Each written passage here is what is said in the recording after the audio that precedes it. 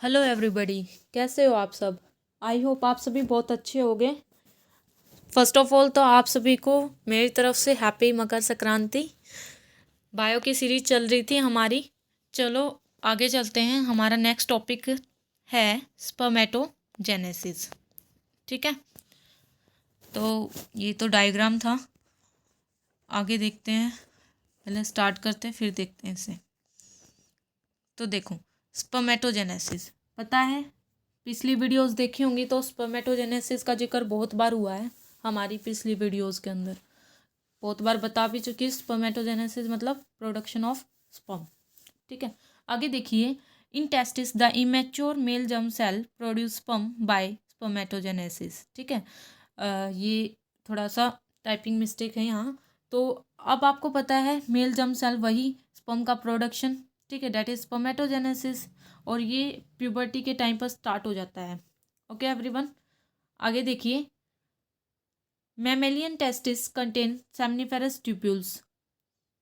आपको पता है, मैंने पहले बताया था टेस्टिस है, टेस्टिस के अंदर क्या होती है, सेमनीफेरस ट्यूब्यूल्स होती हैं। Okay, and wall of seminiferous tubule is composed of germinal epithelium. जो सेमनीफेरस ट्यूब्यूल मैंने बताई, मान लो ये टेस्टिस है, इसके अंदर क्या है, वेरियस सेवरल क्या है, सेमनीफेरस ट्यूब्यूल्स हैं। और ये जो है ना, ये किससे मिलकर बनी होती है, इनके ऊपर जो है कि किसकी वो होती है लेयर, या किससे मिलकर बनी होती है, ये होती है जर्मिनल एपिथेलियम टिश्यू से। ओके, आगे देखिए। It contain some special type of cells. ये कुछ special type of cell contain करते हैं जिनको बोलते हैं, एक सेकेंड, प्राइमोर्डियल जर्म सेल। सबसे पहले स्टार्टिंग ही यहाँ से होती है, प्राइमोर्डियल जर्म सेल से। ओके, फिर उसके बाद बनना स्टार्ट होंगी आपकी cells. This cells start spermatogenesis. उसके बाद सबसे पहले पीजीसी सेल्स जिसे बोलते हैं, प्राइमोर्डियल जर्म सेल्स से फिर सेल स्टार्ट होगी, फिर प्रोसेस होगी spermatogenesis. On the basis of origin PGC are extra embryonic mesodermal. कुछ नहीं है, ये प्राइमोर्डियल जर्म सेल होती है ना, ये एम्ब्रियोनिक मेसोडर्मल ही होती हैं।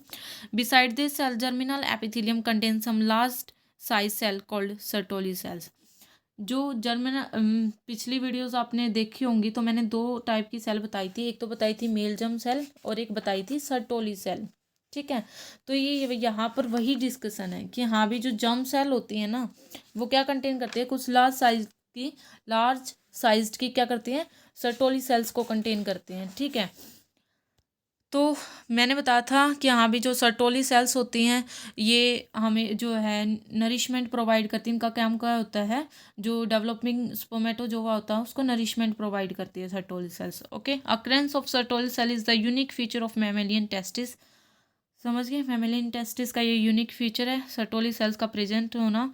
सर्टोली सेल प्रोवाइड बता दिया यहाँ क्या प्रोवाइड, काम क्या होता है सर्टोली सेल का, न्यूट्रिशन प्रोवाइड करती है डेवलपिंग स्पर्म को।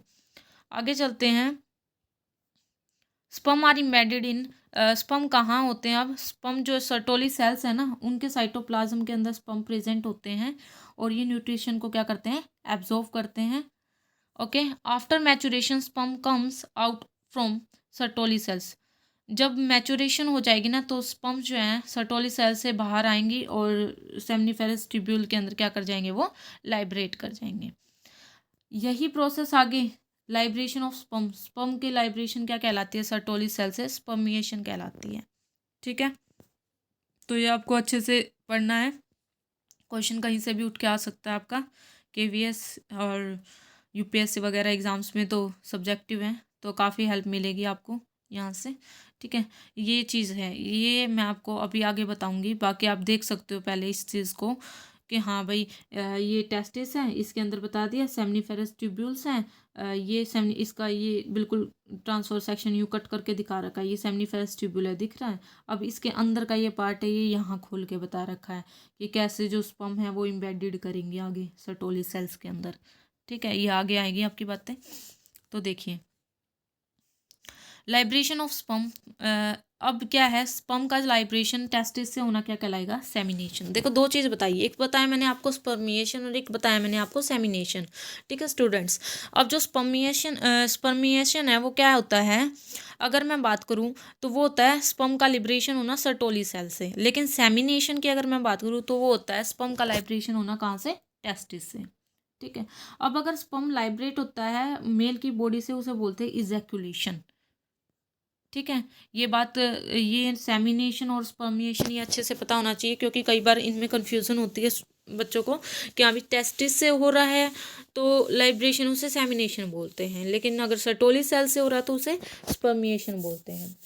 आगे देखिए इंसेमिनेशन क्या होता है। इंसेमिनेशन होता है स्पर्म जब ना जैसे मान लो ये स्पर्म है और ये क्या है, वेजाइना है, इसके अंदर मान लो स्पर्म का क्या हो रहा है, ट्रांसफ़र किया जा रहा है तो फीमेल वेजाइना के अंदर, तो उसे बोलते हैं इंसेमिनेशन।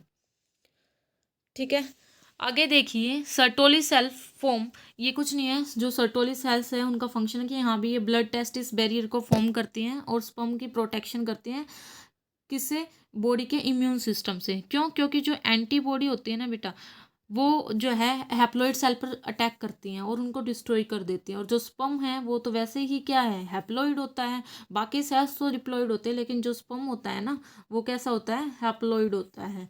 और हैप्लॉइड अगर स्पर्म होगा तो ऑब्वियस बात है एंटीबॉडी अटैक करेंगी करेंगी तो उनको डिस्ट्रॉय कर देंगी। तो इस वजह से क्या होता है, जो सर्टोली सेल है ना वो ब्लड टेस्टिस बैरियर को फॉर्म करती है। अब आगे देखिए spermatozoa are formed in the wall of seminiferous tubules of the testis. ठीक है, जो स्पर्मेटोजोवा होते हैं ये कहाँ बनते हैं, कहाँ फॉर्म्ड होते हैं, तो सेमनीफेरस ट्यूब्यूल की जो वॉल होती है ना उसके अंदर ये बनते हैं। ठीक है, अभी मैंने यहाँ जो है दिखाया भी था ये वाला पार्ट काट के कि जो टेस्टिस हैं, ये वाले रेटे टेस्टिस, इनके अंदर क्या है, सेमनीफेरस ट्यूब्यूल्स हैं। अब इनका एक पार्ट ये कट करके अब आगे आएगा, ये पूरा का पूरा आपका पार्ट अभी पढ़ाऊंगी। ठीक है, तो देखिए यहाँ आ गए हम स्पर्मेटोजोवा। ठीक है, spermatozoa are formed in the wall of seminiferous tubule, बता दिया। The various cell stage in spermatogenesis आ रहा है। अब देखो हम क्रोमोजोम के नंबर्स की बात करेंगे हर एक स्टेज पर। ठीक है, सबसे पहले ए स्टेज देखते हैं, द स्पर्मेटोगोनिया।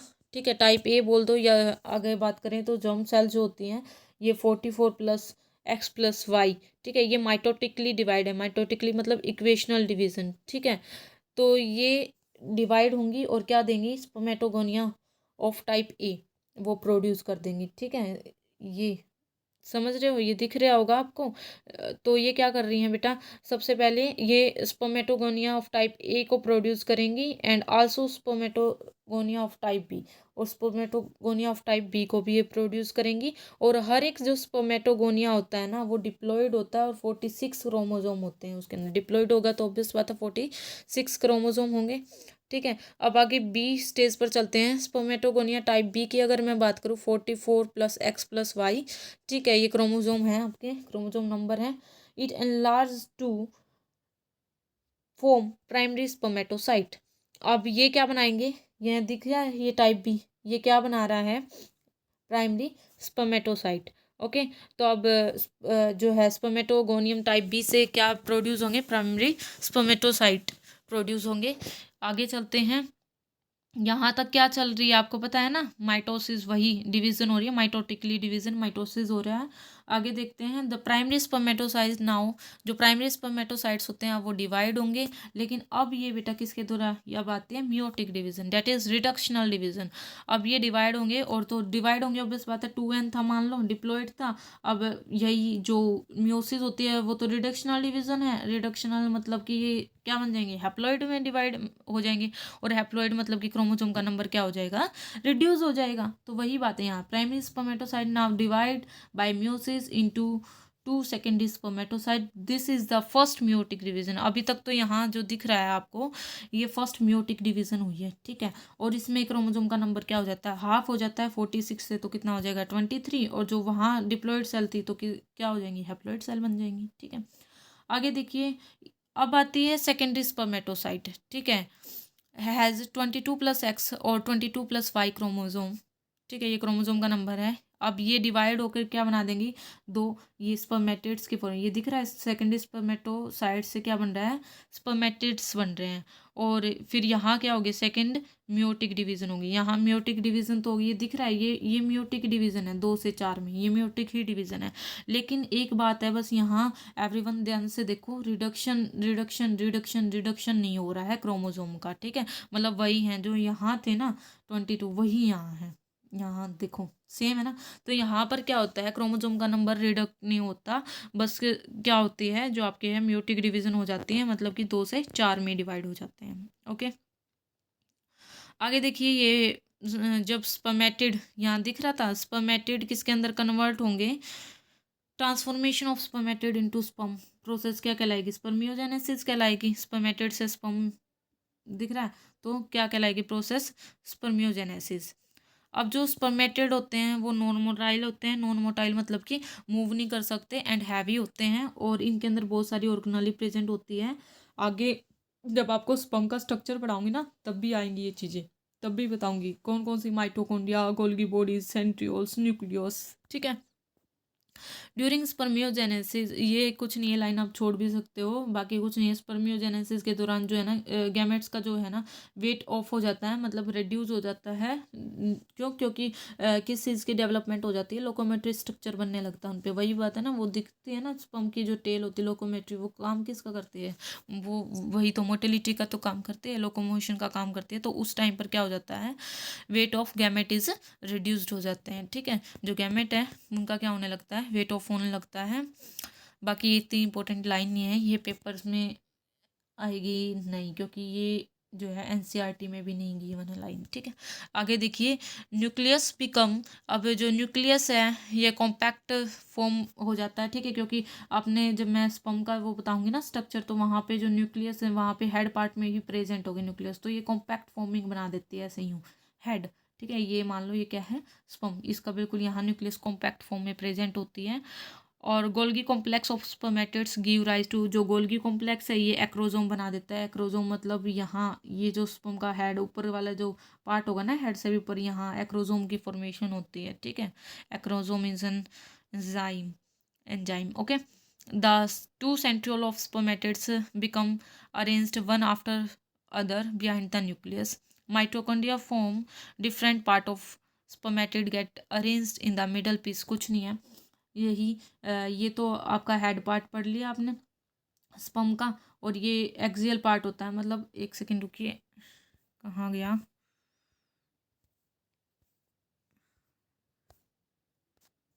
हाँ ये रहा, ठीक है।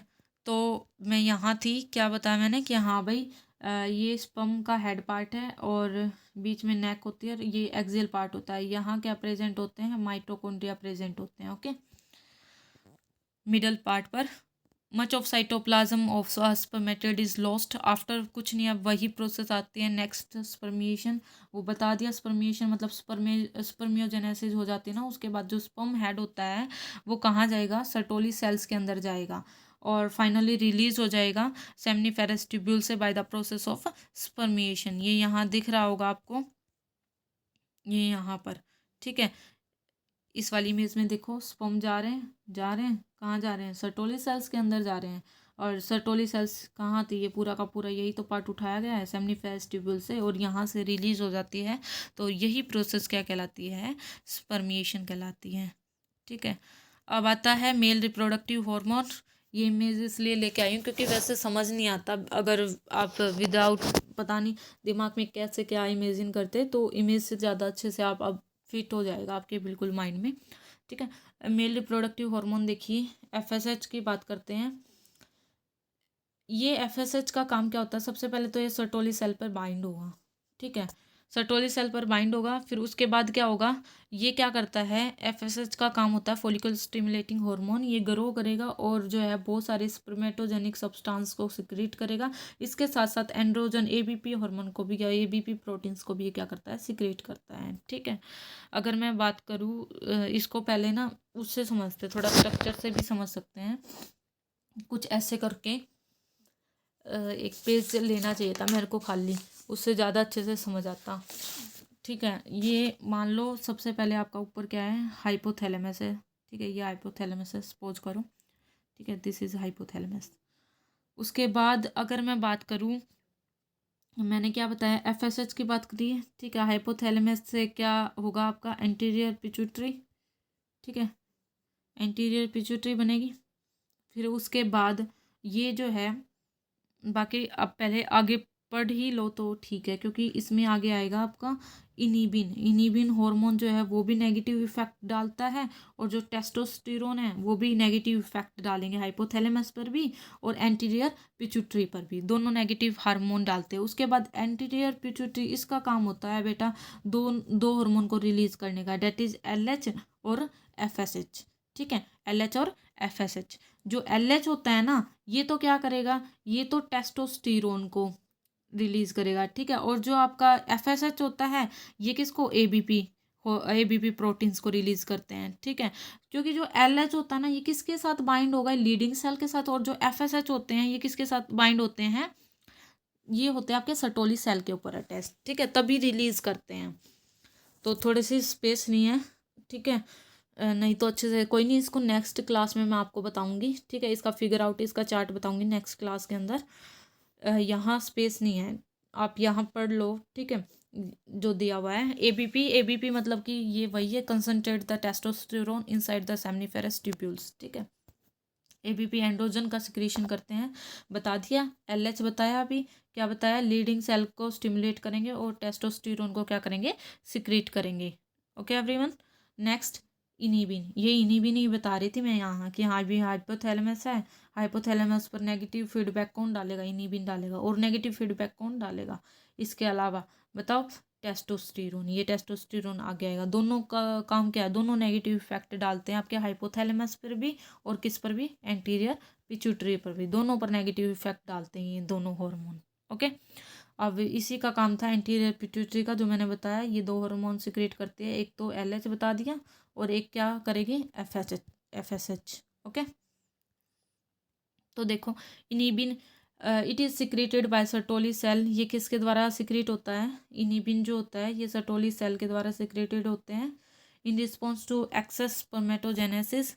अब जो इनिबिन होते हैं ये बता दिया नेगेटिव इफेक्ट, नेगेटिव फीडबैक देंगे हाइपोथैलेमस और एंटीरियर पिट्यूटरी को। क्यों क्यों क्योंकि ये जो है ना, जो है FSH, या फिर हम कह सकते हैं इसको स्प्रेस करते हैं, मतलब ग्रोथ नहीं होने देते, इसके सिंथेसिस को क्या कर देते हैं, रोक देता है इनिबिन, मतलब कि स्प्रेस। ओके, इनिबिन का काम क्या होता है, सिंथेसिस को स्प्रेस कर देना, रोक देना।